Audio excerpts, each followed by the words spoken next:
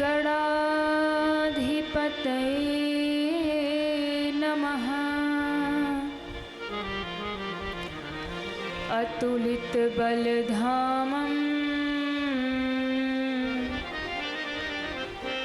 हेमशैलाभदेहम् दनुजवन कृशानुं ज्ञानिनामग्रगण्यम् सकलगुणनिधानम्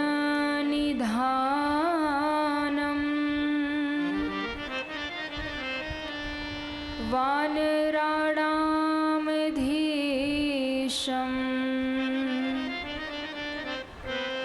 रघुपति प्रियभक्तं वातजातं नमामि।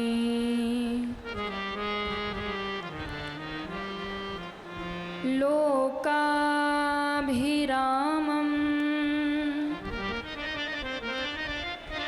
रणरङ्गधीरम्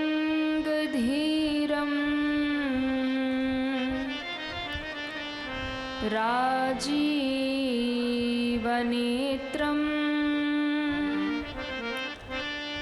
रघुवंशनाथम्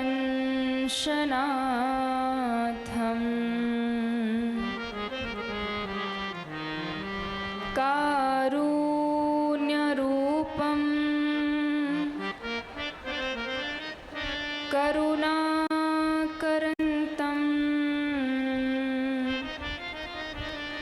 श्रीरामचन्द्रं शरणं प्रपद्ये।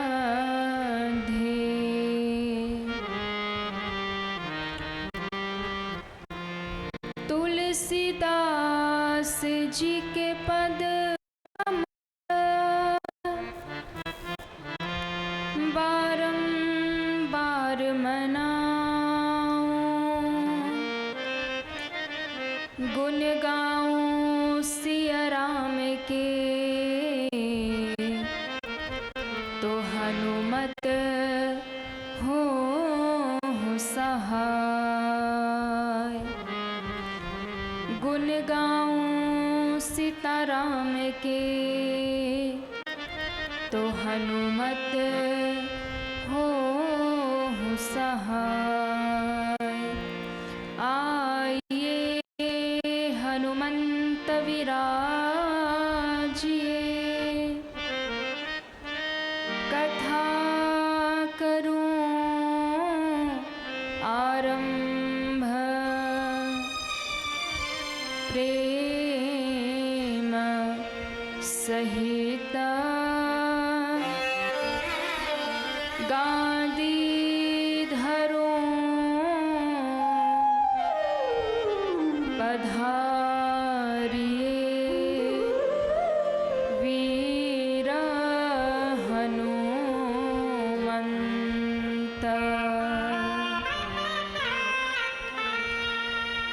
जनक सुता जग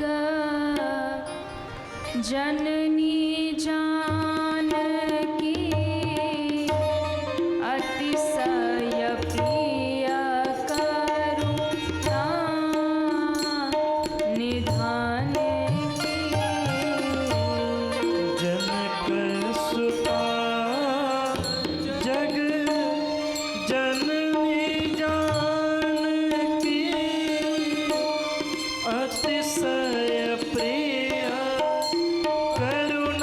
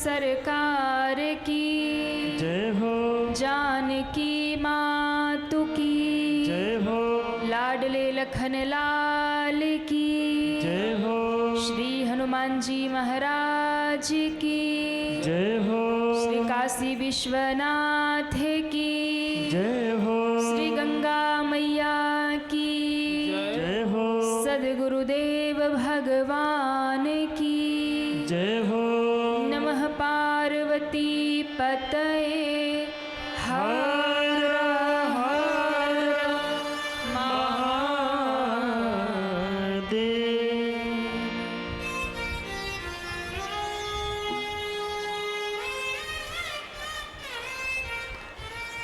परम मंगल में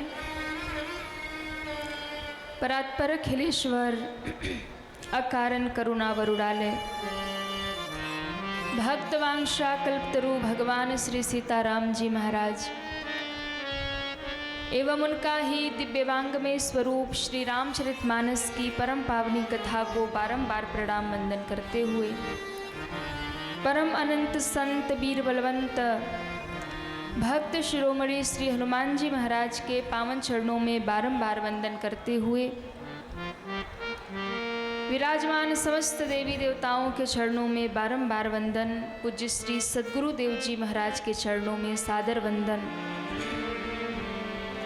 कथा प्रांगण में विराजमान भक्ति शक्ति स्वरूपा माताएं बहनें भाई लोग, उपस्थित समस्त राम कथा अनुरागी श्रद्धालु श्रोता भक्तजन, आप सभी को व्यासपीठ की ओर से बहुत बहुत साधुवाद देते हुए सिया राम मैं सब जग जानी करहूँ प्रणाम जोर जुग पानी के पावन भाव से आप सभी के हृदय में विराजमान अपने आराध्य श्री भगवान को बारंबार प्रणाम करते हुए जिनके माध्यम से इस छपरा की पावन धरती पर ये मंगलमयी श्री राम कथा उपस्थित है, ऐसी श्रीमद् भागवत कथा सेवा समिति के सभी भक्तजन जिस प्रांगण में कथा हो रही है नारायण पैलेस दालदली बाजार छपरा, और जो मुख्य यजमान की भूमिका में है श्री वीरेंद्र कुमार जी व आपकी धर्मपत्नी श्रीमती सुनीता देवी, एक बार सभी के लिए जोरदार तालियां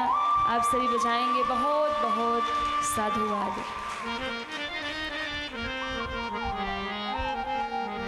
आज की कथा बड़ी ही दिव्य कथा है। आज क्या होने वाला है? अरे जोर से कहिए। वाह, सब बाराती बन के बैठे हैं। तो बारात कहाँ से जाएगी? छपरा से कि काशी से? छपरा से? हाँ, काशी से कि छपरा से? अच्छा, कथा तो छपरा में हो रही है, तो भोले बाबा को फिर काशी से यही बुलाना होगा कि बाबा आप ही पधार जाइए, फिर यही से बारात लेकर चलते हैं। तो कितने लोग चाहते हैं कि भोले बाबा काशी से छपरा पधार जाए? वो हाथ उठाए। वाह। तो आइए भोले बाबा से निवेदन करें और भोले बाबा को बुला लेते छपरा में ही, यही से बारात लेके चलेंगे। तो सब मिल कर के भोले बाबा से निवेदन करिए, सब भोले बाबा को पुकारिए। मेरे भोले बाबा तुमको आना होगा, डम डम डमरू बजाना। मेरे भोले बाबा तुमको आना होगा, डम डम डमरू बजाना होगा। मेरे भोले बाबा तुमको आना होगा, डम डम डमरू बजाना होगा। माँ गौरा संग गणपति जी को लाना होगा,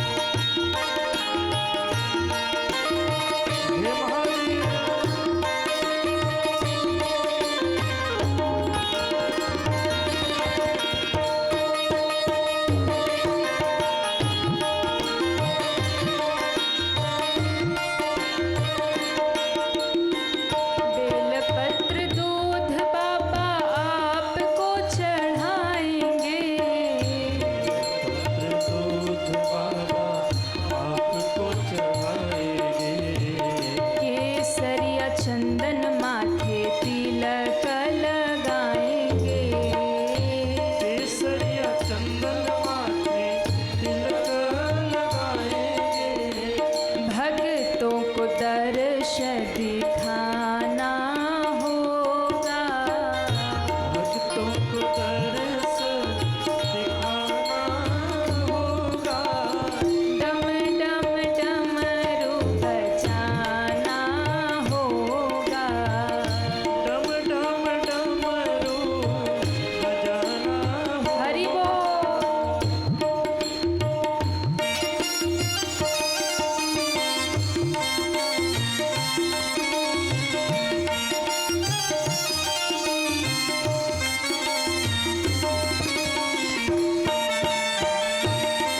हे महादेव।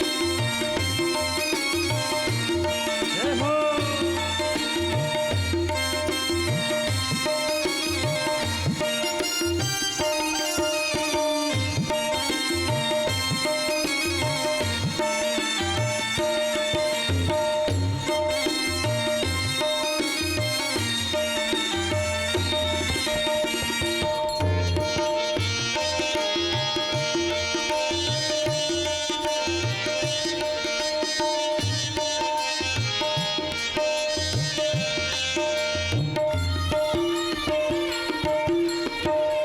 आप तो निराले बाबा, रूप भी निराला।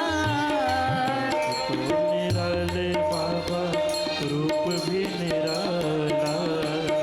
आप भी निराले बाबा, रूप भी निराला। निराले बाबा, रूप भी निराला। हाथ में त्रिशूल, गले सर्पों की माला। हाथ में त्रिशूल, गले सर्पों की माला। नंदी पे चढ़ के तुमको आना होगा। नंदी पे चढ़ के तुमको आना होगा। डम डम डमरू बजाना होगा। डम डम डमरू बजाना होगा। डमरू वाले बाबा तुमको आना होगा। डम डम डमरू बजाना होगा। डम डम डमरू बजाना। हरि बोल।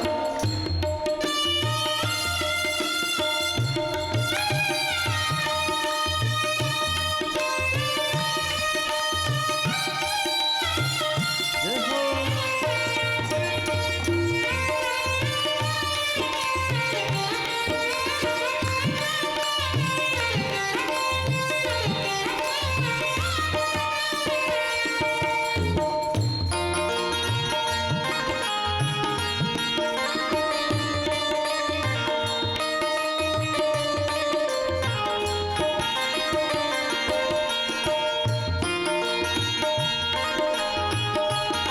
जय हो।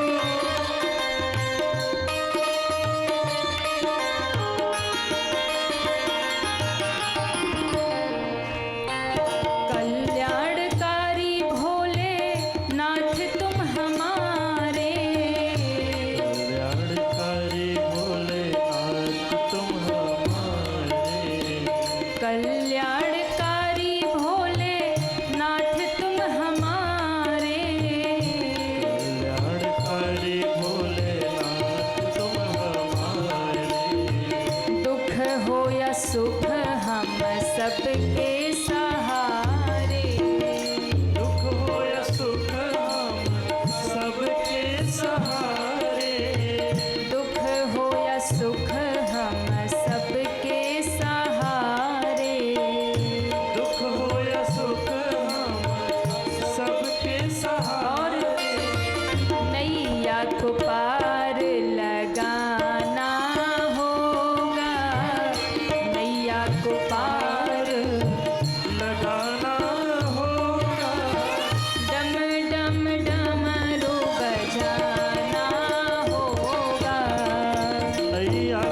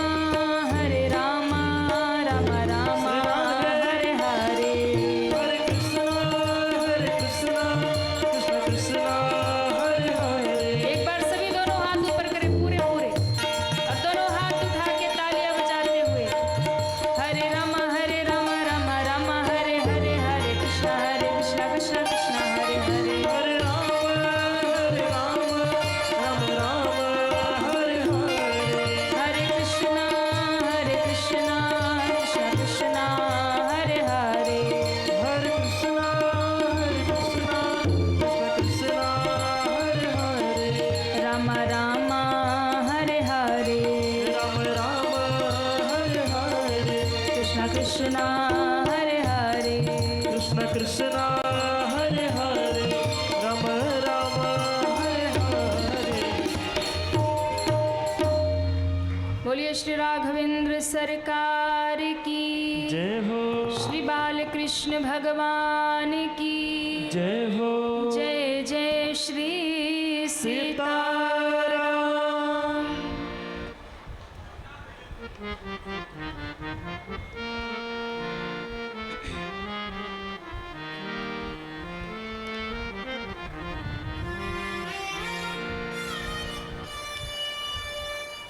मंगलमयी श्री राम कथा के इस परम पावनी बेला में हम सभी उपस्थित हैं और बहुत ही दिव्य भगवान की कथा का हम सभी श्रवण रसपान कर रहे हैं। आज की कथा यात्रा को हम सभी प्रारंभ करें उससे पूर्व कल जहाँ कथा विश्राम हुई वहीं से आगे बढ़ेंगे।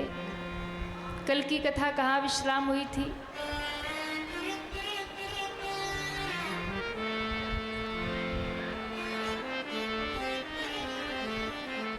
तनिक जोर से बोलिए। वाह, अच्छा पीछे वाले लोगों को भूल गया कि याद है? याद है? झूला झूले सैल कुमारी झुलावे तकिया। हिमालय राज के आंगन में कन्या बन के आ गई मैया और कहते हैं जब कन्या बनकर आई बड़ा उत्सव बड़ा आनंद हिमालय राज के घर में होने लगा। क्यों ना हो, जहाँ जगदम्बा ही जगत माता ही जगत जननी ही जहाँ बेटी बनकर आ गई, उस नगर का वैभव कौन कहे। आप 9 दिन की नवरात्रि करते हैं, घर में कलश स्थापना करते हैं, माँ को बिठाते हैं, तो 9 दिन आपके घर में आनंद भर जाता है। 9 दिन नवरात्रि के उत्सव में आप माँ की अनुभूति करते हैं। जब कलश स्थापित करते, माँ को स्थापित करते हैं, तो जब 9 दिन आप नवरात्रों में अपने घर में माँ को कलश में स्थापित करते हैं, उनकी पूजा आराधना करते हैं, तो आपके घर में इतना आनंद होता है, आपके मन में इतना आनंद होता है। वो नवरात्रि की बेला कितनी सुहावन होती है। अब विचार करिए, जहाँ स्वयं माता कन्या बनकर आई होंगी उस नगर में कितना आनंद रहा होगा। बहुत सुंदर। माँ धीरे धीरे थोड़ी बड़ी हुई और कहते हैं जब कुछ समय बीता तो एक दिन ये खबर नारद जी को मिल गई। अब देखो भाई, अगर किसी खबर को बहुत जल्दी पहुंचाना है तो बात मीडिया में दे दो। अभी ये मीडिया के लोग आए थे ना, अपने प्रश्न ले करके कि ये बताइए छपरा कैसा लगा, ये बताइए। तो मीडिया के जो होते ना बंधु, आप कोई एक बात, कहीं कोई घटना हो, वो पहले पहुंच जाएंगे, उनको सबसे पहले पता चलती है बात। और यदि उनको पकड़ हो गई, खबर हो गई पक्की, तो फिर वो पूरी दुनिया में प्रसारित कर देंगे। अब देवताओं के यहाँ भी मीडिया चलती है, और जो मीडिया के मुख्य है ना, वो कोई और नहीं, देवऋषि नारद जी हैं। तीनों लोकों में कोई खबर सबसे पहले नारद जी को पता चलती है। कहीं कोई घटना घट जाए ना, पहले नारद जी पहुंचते, क्या हुआ कैसे हुआ, फिर तीनों लोकों में प्रसारित कर देते हैं। अब नारद जी को ब्रेकिंग न्यूज़ मिल गई। क्या? अरे वही सती पार्वती रूप में प्रकट हो गई है कन्या बन करके। समाचार मिल गया नारद जी को। अब पत्रकार महोदय पहुंच गए सीधे हिमालय नगर। समाचार सब नारद पाए। समाचार मिल गया क्या कि वही सती पार्वती बन के आई है। तो कौतुक कहीं गिर गे हंस धाये। हिमालय राज के घर आ गए महाराज। क्या हमने जो न्यूज सुनी वो सच्ची है कि झूठी है? आहा। जैसे ही आए तो हिमालय राज ने बड़ा स्वागत किया और स्वागत करके कहा, गुरुदेव बहुत अच्छे समय पे पधारे हैं, क्योंकि घर में एक कन्या का आगमन हुआ है। आप उसका नामकरण करिए और उसकी हाथ की रेखा देख के बताइए कैसा घर होगा, कैसा वर होगा, कहाँ विवाह होगा। अब महाराज नारद जी के सामने ले आए पार्वती जी को। नारद जी ने पार्वती जी को देखा तो समझ गए ये तो वही जगदम्बा है, पार्वती बन के आ गई, लीला कर रही है। मन मन से प्रणाम किया और ऊपर ऊपर से आशीर्वाद दिया। हिमालय राज ने कहा ये हमारी पुत्री है और कहा बेटी ये हमारे गुरुदेव हैं नारद जी, इनको प्रणाम करो। पार्वती जी ने प्रणाम किया। नारद जी ने भीतर भीतर तो जगदम्बा समझकर प्रणाम किया, ऊपर ऊपर से गुरु जी बने सो आशीर्वाद दिया और नामकरण किया। अरे हिमालय राज, तुम इस कन्या का नाम पूछते हो, इनके नाम अनेक अनूपा, एक दो नाम नहीं होंगे। क्यों? कोई भवानी कहेगा, कोई दुर्गा कहेगा, कोई कात्यायनी कहेगा, कोई चंडी कहेगा, कोई काली कहेगा, कोई उमा कहेगा, कोई भवानी कहेगा। जितनी लीला करेंगी उतने नाम होंगे। कोई महिषासुर मर्दिनी कहेगा, एक दो नाम थोड़ी होंगे इनके। लेकिन फिर भी मुझसे पूछ रहे हो तो मैं नामकरण करता हूँ। सुंदर सहज सुशील सयानी, सुंदर सहज सुशील सयानी, नाम उमा अंबिका भवानी, नाम उमा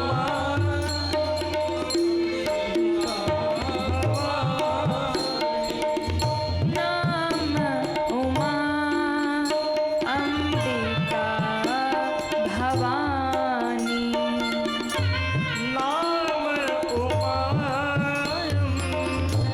अंबिका भवानी। इनका नाम होगा उमा अंबिका भवानी। जितनी लीला करेंगी उतने नाम होंगे। आपकी कन्या बड़ी सुंदर है।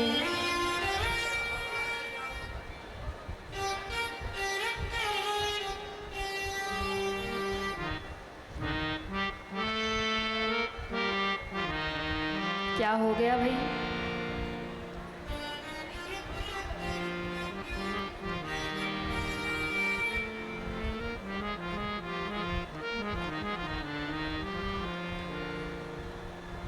क्या हो रहा? ठीक है, चलो। बोले पार्वती मैया की जय हो। हे हिमालय राज, आपकी बिटिया बड़ी सुंदर है, बड़ी सहज है और बड़ी सयानी समझदार भी है, बड़ी विनम्र है। इनका नाम उमा अंबिका भवानी, कोई कहेगा उमा, कोई कहेगा अंबिका, कोई भवानी, अनेक नाम होंगे जितनी लीला करेंगी। हिमालय मैना अपनी पुत्री की प्रशंसा सुन सुन करके प्रसन्न हो रहे। अच्छा, हमारी बिटिया में इतने गुण होंगे, सारे जगत की पूज्या होंगी, सारे जगत में इनकी पूजा होगी। इनका नाम लेकर के संसार की पतिव्रता नारियां पातिव्रत धर्म जैसे कठोर पातिव्रत धर्म को धारण करेंगी। इनका नाम लेकर के सब अपने व्रत का पालन करेंगी। खूब प्रशंसा नारद जी ने किया। हिमालय मैना बड़े खुश हो रहे। अच्छा महाराज, तो अब बताइए ना कि अब हमारी कन्या को वर कैसा मिलेगा। आहा, जैसे ही ये नाम लिया नारद जी ने कहा सुनो बाकी तो सब ठीक है, बाकी जितनी गड़बड़ है सब वर में ही है। क्या हुआ? तो नारद जी ने धीरे से कहा सरकार आपकी कन्या सभी लक्षणों से संपन्न है, सब लक्षण संपन्न कुमारी, कन्या में कोई दोष नहीं है, पर सुन हो जे अवगुण है दुई चार, दो चार अवगुण है। किसमें? वर में। कैसा वर मिलेगा? तो कहा जोगी जटिल अकाम मन नगनय मंगल भेष, अस स्वामी यही गण मिलही परिहस्त असिरेख। वर कैसा होगा? अगुण अमान मातु पितु हीना, अगुण अमान मातु पितु हीना, उदासीन सब संशय छीना, उदासीन सब संशय छीना, उदासीन सब संशय छीना, संशय छीना, संशय छीना।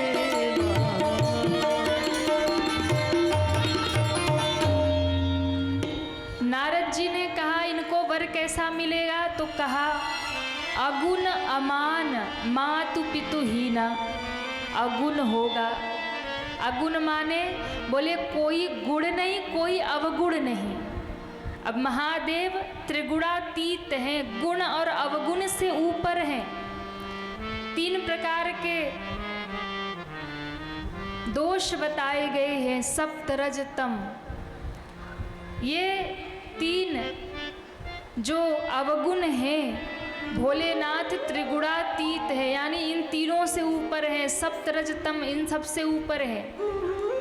अगुण होगा, अमानी होगा, मान सम्मान की कोई चिंता नहीं।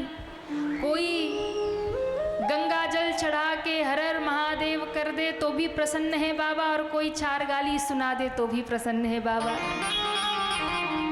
कोई भांग धतूरा ला के दे दे उसमें ही खुश हो जाते हैं। इनको कोई मान सम्मान की नहीं पड़ी कि हाँ खूब मेरी पूजा करो, खूब सम्मान करो तब ही प्रसन्न। ये भोलेनाथ हैं, बड़े भोले हैं, तनिक में रीझ जाते हैं। अच्छा, और देवताओं की उनको प्रसन्न करना हो तो महाराज बड़े नियम करने पड़ते हैं। नारायण को प्रसन्न करना है तो सत्य बोलो, नारायण को प्रसन्न करना है तो धर्म से रहो, व्रत करो, नियम करो, पालन करो, 56 भोग लगाओ। कन्हैया को प्रसन्न करना हो तो उन्हें भी 56 भोग लगाओ। राम जी को प्रसन्न करना है तो भी महाराज उनके बड़े विधान हैं। माता जी को प्रसन्न करना, उनके भी बड़े विधान हैं। गणेश जी को प्रसन्न करना है तो दुर्वा चढ़ाओ, लड्डू चढ़ाओ, मोदक चढ़ाओ। हाँ, उनकी भी बड़ी विशेष पूजा होती है। हर एक देवताओं के पूजा का विधि है, नियम है, लेकिन बाबा के पूजा का कोई नियम नहीं है, कोई विधान ही नहीं महाराज। हाँ, कुछ ना मिले तो एक बेलपत्री ही चढ़ा दो, बाबा उसी में खुश हो जाते हैं। हाँ, कुछ ना मिले तो एक धतूरा का ही चढ़ा दो, पुष्प, वो ही प्रसन्न हो जाते हैं। भांग चढ़ा दो, कुछ ना हो तो एक लोटा जल ही ले जाओ चढ़ा दो। कोई नियम नहीं है कि आप इनको 56 भोग लगाओ। अच्छा, और देवताओं की पूजा में तो पैसा भी लगना है, इनकी पूजा में 1 रुपया नहीं लगना। 1 लोटा जल घर से ले लो, पेड़ से बेलपत्री तोड़ लो, भांग तोड़ लो, धतूरा ले लो, सब चढ़ा दो, खुश हो गए बाबा। ऐसे अड़भंगी देव हैं महादेव, तनिक में प्रसन्न हो जाते हैं। बहुत विधान की जरूरत नहीं है। और मैं कहूँ आपको बेलपत्री भी ना मिले, भांग धतूरा भी ना मिले, लोटा जल भी ना मिले, कुछ भी ना मिले तो मंदिर में जा कर के खाली हर हर बम बम कह के गाल बजाओ, उसी में खुश हो जाएंगे। खाली हर हर बम बम कह दो, उसी में बाबा खुश हो गए, रीझ गए। अब बताओ, इतना सस्ता कोई देवता है क्या? इतना सहज कोई देव है? कुछ ना मिले तो हर हर बम बम कह दो, उतने में खुश हो जाते। इतना सरल, इतना सहज कौन देवता होगा? इसलिए हम कहते हैं जितने भी देवता हैं सब देव हैं, पर हमारे शंकर जी महादेव हैं। मेरे भोलेनाथ महादेव हैं। इन्हें मान सम्मान की कोई चिंता नहीं, अगुण होगा, अमानी होगा, मातु पितु हीना। नारद जी कह रहे माता पिता का कोई खबर ही नहीं होगा। अजन्मा है भोलेनाथ, कोई माता पिता नहीं, वही सबके माई बाप हैं।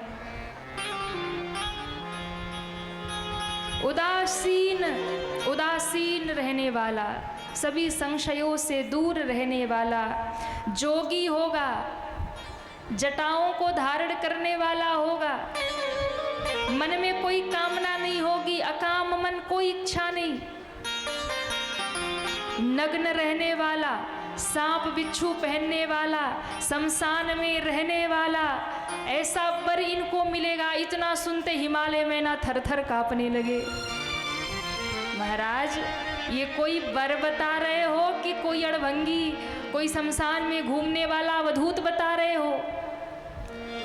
ऐसा वर मिलेगा हमारी कन्या को जिसके विषय में सुन के ही हमें इतना भय लग रहा है।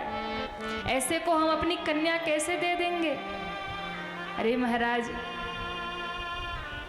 नारद जी ने कहा देखो, हम तो वही कह रहे हैं जो इनके हाथ की रेखा, मस्तक की रेखा, भाग्य की रेखा कह रही है। हम कोई बनावटी बात नहीं कह रहे, इनके भाग्य में ऐसा ही वर लिखा है। तो कहा महाराज, भाग्य को बदला भी तो जा सकता है, कोई तो उपाय होगा। नारद जी ने कहा नहीं। कहे नारद हिमवंत सुनो, जो विधि लिखा लीलार, देव तनुज नर नाग मुनि, कोन में टनहार। विधाता ने जो भाग्य में लिख दिया वो कोई मिटा सकता नहीं है, वो मिट नहीं सकता। हिमालय में ना रोने लगे, पर गुरुदेव आप तो गुरु है ना, आप मार्ग दिखाइए। कहा एक उपाय है। क्या? यदि पार्वती तपस्या करे, आपकी बिटिया तप करे, तो उस तप के बल पर हो सकता है जो जो मैंने वर के दोष बताए हैं वो गुण में बदल जाए। जो तप करी हो कुमारी तुम्हारी, जो तप करी हो कुमारी तुम्हारी, भावी ही बेटी सकै त्रिपुरारी, भावियों बेटी सकै त्रिपुरारी, भावियों बेटी सकै त्रिपुरारी, भावियों बेटी सकै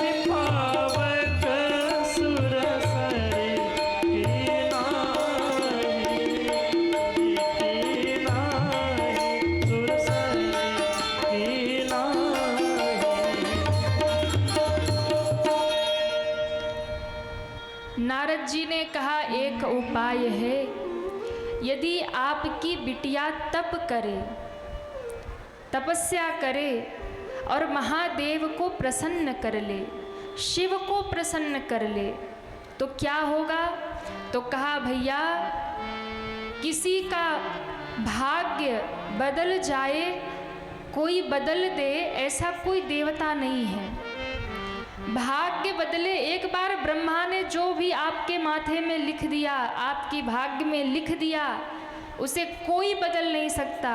लेकिन हाँ, एक महादेव ऐसे हैं जो प्रसन्न हो जाए तो विधाता का लिखा भी बाबा मेट देते हैं, विधाता का लिखा भी भोलेनाथ बदल देते हैं।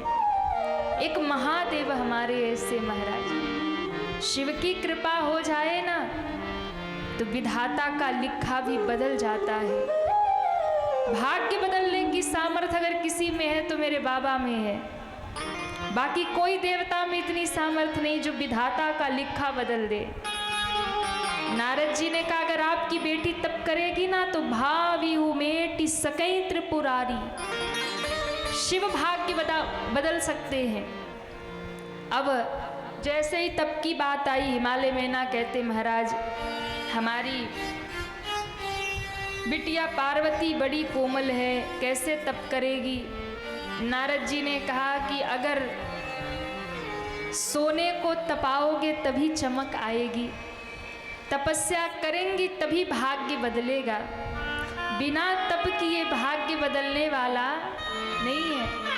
ध्यान रखिएगा, जो लोग केवल भाग्य के सहारे बैठे रहते हैं ना, कि ज्योतिष के पास जाएंगे और हाथ दिखाएंगे और कहेंगे महाराज बताओ भाग्य बदलेगा कि नहीं बदलेगा, और यदि ज्योतिषी ने कह दिया कि हाँ भाई तुम्हारे भाग्य में तो बहुत कुछ लिखा है, तुम राजा बनने वाले हो, तुम्हें ये मिलने वाला वो मिलने वाला, अब आप आए और छोड़ छाड़ के सब बैठ गए, बोले भाग्य में लिखा सो मिल जाएगा, नहीं मिलेगा। क्यों? उसके लिए प्रयत्न करोगे तब मिलेगा, बिना किए कुछ मिलने वाला नहीं है। तप करना पड़ेगा, तपस्या करनी पड़ेगी तब मिलेगा, बिना तप किए कुछ भी प्राप्त नहीं होता। इसलिए यदि कुछ प्राप्त करना है तो तपना पड़ेगा। यदि भाग्य बदलना है तो तपस्या करिए, संघर्ष करिए, अपने आप को तपाइए। सोना जब तपता है तभी चमकता है, जब तक उसे तपाया ना जाए तब तक चमक आने वाली नहीं है। जीवन में जब संघर्ष करेंगे, जीवन में जब तप करेंगे तब जीवन में चमक आएगी, और संघर्ष नहीं करोगे तो चमक आने वाली नहीं है। पार्वती जी को गुरु मंत्र दे दिया नारद जी ने और कहा जाओ जाके तपस्या करो, तप आधार सब सृष्टि भवानी, करहि जाई तप असजिय जानी। तप ही सृष्टि का आधार है, हे भवानी जाकर के तप करो, क्योंकि तप के बल से ही विधाता सृष्टि की रचना करते हैं। अब पार्वती जी को गुरु मंत्र मिल गया और पार्वती जी चल पड़ी तपस्या करने। माँ ने कठोर व्रत कठोर तप जाकर के प्रारंभ कर दिया। अब जैसे ही माँ ने तपस्या शुरू किया तो सबसे पहले माँ ने अन्न का त्याग कर दिया, व्रत को धारण कर लिया, भोजन का त्याग करके कुछ दिन तप किया, फिर जल का त्याग कर दिया। जो बेल पत्ते सूख करके गिरते हैं माँ ने उसको खा करके तप किया, उसका भी त्याग कर दिया, बिल्व पत्र का भी त्याग कर दिया, उन पत्तों का भी आहार लेना बंद कर दिया। तब आकाशवाणी हुई और माँ का नाम पड़ गया अपर्णा। बोलिए अपर्णा मैया की जय हो। माँ ने हवा पी करके तप किया, उसका भी त्याग कर दिया। तब माँ की तपस्या चरम पर पहुँच गई। बाबा ने कहा कछु दिन भोजन भोजन वारी बतासा। कछु दिन भोजन वारी बतासा। कछु दिन भोजन वारी बतासा। कछु दिन भोजन वारी बतासा। किए कठिन कछु दिन उपवासा। किए कठिन कछु दिन उपवासा। किए कठिन कछु दिन उपवासा। किए कठिन कछु दिन उपवासा। कछु दिन उपवासा। कछु दिन उपवासा। कछु दिन उपवासा। माँ ने कठोर तप शुरू किया और कठोर उपवास शुरू किया। अब जब माँ ने कठोर तप करना शुरू किया तो एक दिन भगवान राम कैलाश पर गए, क्योंकि शंकर जी जब से सती मैया गई हैं तब से भोले बाबा वैराग्य में लग गए। अब संसार से किसी से कुछ लेना देना नहीं। वैरागी बनकर भोले बाबा घूम रहे, जहाँ तहाँ कथा सुनते हैं, भगवान का नाम जपते हैं और समाधि में लगे रहते हैं। राम जी को चिंता हो गई कि पार्वती जी इतनी तप कर रही हैं और बाबा जी वैरागी बन गए, कहीं ऐसा ना हो कि विवाह ही ना करे। तो राम जी ने जाकर के शंकर जी को मनाया और वचन दे दिया कि बाबा आप विवाह करिए। शंकर जी ने कहा वैसे तो मैं विवाह करूँगा नहीं। क्यों? क्योंकि भैया एक घरवाली थी, सोई जीना नहीं, जीना हराम कर रखी थी। अब सती चली गई, सोई एकदम आनंद है। अब तो एकदम बढ़िया वैराग्य में लगे हैं, हरि नाम जपते हैं, हरि कथा सुनते हैं, यही अपनी जिंदगी है। कुछ मिल गया तो खा लिया, नहीं मिला तो अपने राम मस्त हैं। राम जी ने कहा नहीं नहीं प्रभु, विवाह तो करना पड़ेगा। क्यों? मैंने सती जी को वचन दिया था मरते समय कि शिव आपको मिलेंगे हर जन्म में पति रूप में, सो विवाह तो करना होगा, मेरा वचन है। शंकर जी ने कहा यदि आपका वचन है तो हे प्रभु आपका वचन शिरोधार्य करता हूँ, आपके वचन को धारण करता हूँ, आपके लिए मैं विवाह करूँगा। क्योंकि मात पिता गुरु प्रभु की बानी, बिनहि विचार करिया शोभ जानी। माता पिता गुरु और प्रभु की वाणी, इन चार की बातों पर कभी विचार मत करिए। ये चार जो कह दे आंख बंद करके स्वीकार कर लीजिए, आपका जीवन में कल्याण हो जाएगा। चार की बात को स्वीकार कर लीजिए, इसमें बुद्धि मत लगाइए। गुरु की वचन पर, माता पिता की वाणी पर और प्रभु की वाणी पर कभी बुद्धि मत लगाइए। इन्होंने जो कहा आंख बंद करके स्वीकार करिए। भगवान ने स्वीकृति दे दी। राम जी अंतर ध्यान हुए, सप्तऋषि आ गए। शंकर जी ने कहा जाओ तनिक पार्वती की परीक्षा करके आओ। सप्तऋषि आ गए परीक्षा करने और पार्वती जी को कहते हैं अरे देवी क्यों तपस्या कर रही हो, किसके कहने पे कर रही हो? कहा हम अपने गुरुदेव के कहने पर ये तप कर रहे हैं। क्यों कर रही हो? शिव जी को पति रूप में पाने के लिए। सप्तऋषि जोर जोर से हंसने लगे। अच्छा, नारद के कहने पर इतनी कठोर तपस्या? तुमको पता है नारद के कहने पर आज तक किसी का घर बसा नहीं है, घर उजड़ा ही है। नारद के कहने पर तुम तपस्या करने बैठ गए, वो भी शिव को पाने के लिए। तुमको पता है शिव को ना रहने का ठिकाना, न खाने का ठिकाना, न पहनने का ठिकाना, भांग धतूरा खाते हैं, शमशान में पड़े रहते, मृगछाला पहनते, नंग धड़ंग रहते, कुछ नहीं उनके पास। आप कहिए तो हम आपका विवाह विष्णु से करवा दे, आप जो है वैकुंठ की मालकिन हो जाएंगी। मैया पार्वती ने कहा, हे सप्तऋषियों, यदि आप मुझे पहले मिलते तो मैं आपकी बात सुनती, लेकिन मुझे नारद जी पहले मिले, गुरु के रूप में मिले, और नारद जी ने मुझे जो कहा है, अब मैं अपने गुरु के वचन को छोड़ नहीं सकती। रही बात घर बसने या उजड़ने की, तो घर बसे या उजड़े मुझे उसकी चिंता नहीं है, मुझे तो मेरे गुरुदेव नारद के वचनों पर पूरा भरोसा है। और देखिए गुरु भक्ति कैसी होनी चाहिए, ये पार्वती जी ने सिखाया। गुरु भक्ति कैसी होनी चाहिए। हम लोग क्या करते हैं, बोले गुरु बदल लेते हैं। आज किसी महात्मा के पास गए, बोले बड़ा अच्छा प्रवचन करते हैं, बहुत बड़ा आश्रम है, बहुत बड़ी गाड़ी में चलते हैं, सो गुरु मंत्र ले लिया। और फिर बोले कुछ दिन मंत्र जपा, तो फिर कहते महाराज ये गुरु जी बेकार हैं, जब से इनसे दीक्षा लिए कोई प्रमोशन नहीं हुआ।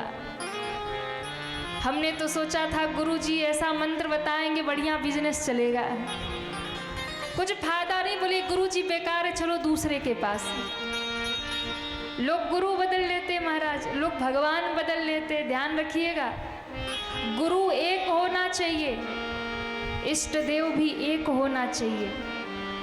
और जब तक जीवन में एक गुरु नहीं होगा, एक मंत्र नहीं होगा, एक माला नहीं होगी, एक इष्ट देव नहीं होंगे, तब तक आपका मन अशांत रहेगा और आपका कल्याण नहीं होगा। एक जब तक स्वीकार नहीं करोगे, इसलिए जीवन में गुरु धारण करना परम आवश्यक है। गुरु बनाना बहुत जरूरी है। बिना गुरु धारण किए आप भगवान तक नहीं पहुंच सकते। आप कितनी भी भक्ति कर लीजिए, कितनी भी साधना कर लीजिए, कितना भी मंत्र जप लीजिए, रोज 4 घंटा पूजा करिए, लेकिन जब तक गुरु धारण नहीं करेंगे, जब तक गुरु मंत्र धारण नहीं करेंगे, तब तक आप भगवान को नहीं प्राप्त कर सकते। आप देखिए माता पार्वती जगत माता है, जगदम्बा है, ये शिव की नित्य पत्नी है महाराज। इन्हें शिव जी को प्राप्त करने के लिए तपस्या करना पड़ा, और तपस्या यदि खुद से करने चली जाती तो शंकर जी नहीं मिलते। पहले नारद जी को गुरु बनाया, नारद जी से गुरु मंत्र धारण किया। अब बताइए, ये तो जगत माता है ना, जिनकी भ्रिकुटी टेढ़ी हो जाए तो सृष्टि में प्रलय हो जाए, ये वो जगत माता है। लेकिन माँ ने सिखाया कि भाई भगवान तक पहुँचने का एक माध्यम गुरु होता है। इसलिए शिव पार्वती को भी तब तक नहीं मिले जब तक कि पार्वती जी ने गुरु बना करके और गुरु के वचनों पर विश्वास नहीं किया, तब तक पार्वती को भी शिव नहीं मिले। तब तक पार्वती जी को भी शिव नहीं मिले, तो हमको और आपको कैसे मिल जाएंगे। इसलिए हम भ्रम में जीते हैं कि नहीं हम तो ऐसे ही ठीक है। नहीं, जब तक गुरु की शरण में आप नहीं जाएंगे और जब तक गुरु के चरणों में शरणागत नहीं होंगे, तब तक आप भक्ति के मार्ग में आगे नहीं बढ़ पाएंगे। कई बार हमसे मैयाएं प्रश्न करती हैं कि देवी जी हम तो 4 घंटा पूजा करते पर मन अशांत रहता है। क्यों रहता है? क्योंकि आपने गुरु नहीं बनाया। एक होती है गुरुमुखी पूजा, एक होती मनमुखी पूजा। जब तक गुरु नहीं बनाए आप मनमुखी पूजा कर रही हैं। कभी दुर्गा चालीसा पढ़ लिया, कभी शिव चालीसा पढ़ लिया, कभी हनुमान चालीसा पढ़ लिया, मन भटक रहा है। कभी शिव की पूजा कर रहे हैं, कभी राम की पूजा कर रहे हैं, कभी कृष्ण की पूजा कर रहे हैं, कभी दुर्गा माँ की पूजा कर रहे हैं। और जब तक आप 10 जगह लगे हैं तब तक मन भटकता ही रहेगा। पूजा की भी एक पद्धति होती है, पंचदेव उपासना हमारे यहाँ बताई गई है। प्रत्येक गृहस्थी के घर में पंचदेवों की पूजा होनी चाहिए। 5 देवता कौन कौन से? भगवान सूर्य, भगवान शिव, माता शक्ति यानी माँ दुर्गा, भगवान गणपति और भगवान विष्णु, ये पंचदेव कहे गए हैं। और प्रत्येक गृहस्थी को अपने घर में पंचदेव की पूजा नित्य करनी चाहिए। लेकिन उन पंच देवों में से भी एक आपका इष्ट देव होना चाहिए, एक आपके मुख्य देव होने चाहिए जिनसे आप अपने मन की हर बात कहो। अब पांचों से तो कहेंगे नहीं, उन पांच की उपासना करनी ही करनी है प्रत्येक गृहस्थी को, लेकिन उन पांच में से एक आपका इष्ट देव होगा। और वो इष्ट देव कौन होगा ये आपके गुरुदेव बताएंगे, ये आपको गुरु बताएंगे। इसलिए इन पंचदेव उपासना में एक आपके इष्ट देव होंगे जिनके चरणों में आप अपना सब कुछ समर्पित करेंगे। एक इष्ट देव होंगे, सुख में दुख में उनको ही पुकारेंगे महाराज। और ये मिलेगा तब जब एक गुरु धारण करेंगे, गुरु के द्वारा मंत्र धारण करेंगे, तब एक इष्ट में समर्पण होगा। और जब एक इष्ट में समर्पण होगा तब आपका मन भगवत मार्ग में लगेगा, तब आपकी भक्ति की यात्रा शुरू होगी, तब आपके मोक्ष का मार्ग खुलेगा। जब तक गुरु नहीं बनाया ना तब तक भटक रहे हो आप, कुछ नहीं होने वाला। खूब तीर्थ कर लो, खूब पूजा कर लो, कुछ नहीं होने वाला। ये सब आपको फल तब देगा, कथा, सत्संग, दान, धर्म, तीर्थ, पूजा पाठ, ये सब फल आपको तब देगा जब गुरु के द्वारा एक मार्ग पकड़कर भक्ति के रास्ते पर आगे बढ़ोगे तो सारा किया गया सत्कर्म आपका फलदायी हो जाएगा। शास्त्र में मंत्र बहुत है, आप खूब जपते रहो, रोज मंत्र पाठ करो, गीता पढ़ो, रामायण पढ़ो, दुर्गा सप्तशती पढ़ो, हर चीज़ पढ़ते रहो, महामृत्युंजय करो, जो मन करे करो। लेकिन उस मंत्र का असर जीवन में अधिक प्रभावशाली नहीं होगा। क्यों? क्योंकि मंत्र तभी प्रभाव करेगा जब गुरु के मुख से धारण करोगे। वैसे तो हम रोज ही पढ़ रहे हैं, वो प्रभाव नहीं करेगा। गुरु इसीलिए जरूरी है कि पहले जीवन में गुरु बनाइए, गुरु धारण करिए।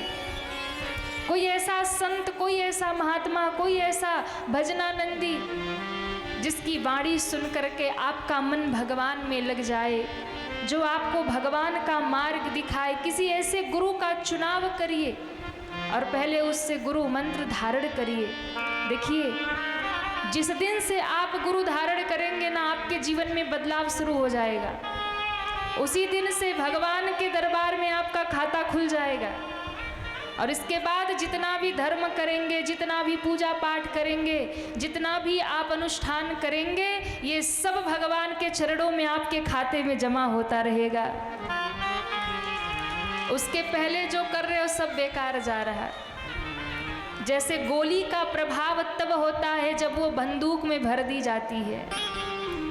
गोली ऐसे खींच के मारो किसी को तो असर करने वाली नहीं है, पर वही गोली बंदूक में डालकर अगर चला दी जाए तो व्यक्ति की जान चली जाती है। वैसे ही मंत्र बहुत है, रोज जपो, कुछ फायदा नहीं होगा। लेकिन वही मंत्र जब आप गुरु के मुख से धारण करोगे तो उसी मंत्र में प्रभाव आ जाता है, उसी मंत्र में शक्ति आ जाती है। इसलिए गुरु बहुत जरूरी है। सबसे पहले गुरु धारण करिए। बिना गुरु के जीवन भटक रहा है, मार्ग भूले हो आप। गुरु एक मंत्र देगा, एक मार्ग देगा और आपको एक इष्ट देव देगा। फिर आपके जीवन में दुख आए, सुख आए, आपके जो इष्ट देव होंगे ना, वो आपसे पहले युद्ध करेंगे, आपकी रक्षा करेंगे। और गुरु के चरणों में निष्ठा पार्वती जैसी होनी चाहिए।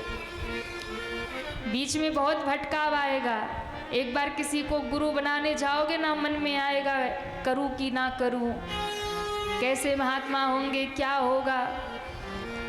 बहुत कुछ विचार मन में आएंगे, भटकाने वाले लोग आएंगे, अरे भैया छोड़ो, कहाँ गुरु मंत्र लेने चल दिए, बहुत सारी बाधाएं। लेकिन जब आप उसको पार करके आगे बढ़ेंगे तब भक्ति का मार्ग मिल जाएगा। मैया पार्वती ने कहा मुझे मेरे गुरुदेव पर भरोसा है, मुझे नारद जी के वचनों पर भरोसा है। और रही शिव की बात, तो भले ही शिव के पास सारे अवगुण है और विष्णु के पास सब गुण ही गुण है, पर मेरा तो मन शिव में ही रमा है। इसलिए जन्म कोटि लगी रगर हमारी, बरऊं शंभुनत रहूं कुवारी। यदि करोड़ों जन्म तपस्या करना पड़े तो मैं करूंगी, पर वरण करूंगी तो शिव को ही वरण करूंगी। शिव को छोड़कर किसी और से विवाह नहीं करूंगी। माँ ने कह दिया मैं तो पति बरूंगी शिव को, शिव भोला कैलासी।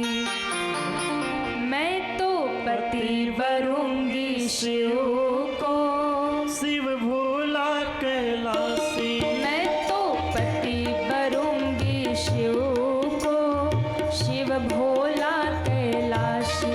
मैं तो पति बरूंगी शिव को, शिव भोला कैलासी।